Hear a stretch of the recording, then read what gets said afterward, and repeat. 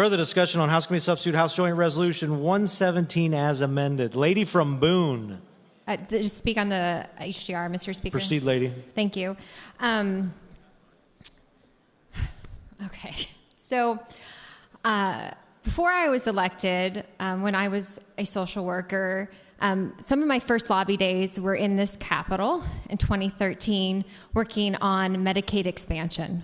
That was the first year that this body could have adopted expansion and covered hundreds of thousands of our citizens, our neighbors, in every district across this state.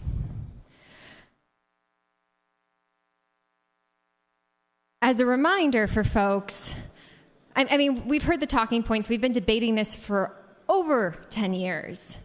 We know that it helps new moms that currently get kicked off of Medicaid 60 days postpartum. We know that it helps families that are struggling with substance use disorder, which is something that we've talked about in this body year after year. We know that it keeps parents healthy so they can see a doctor, so they can get mental health services, they can get treatment to keep their kids in their homes and not in foster care. Another issue that we talk about in this building time after time.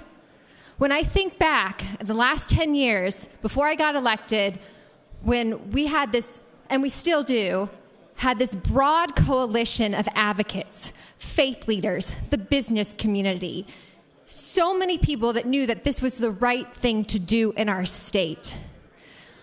I remember advocates and faith leaders and people that were impacted by the inaction of this body out on the Capitol steps lighting luminaries to represent the 700 lives lost every year because we did not expand Medicaid. I remember faith leaders in the Senate shutting down the Senate in 2014, 23 faith leaders getting arrested for standing up for the right thing to do. And I remember this little girl on one of the lobby days going from office to office with a poster of her father and photos of her dad who died because he did not have access to preventative care.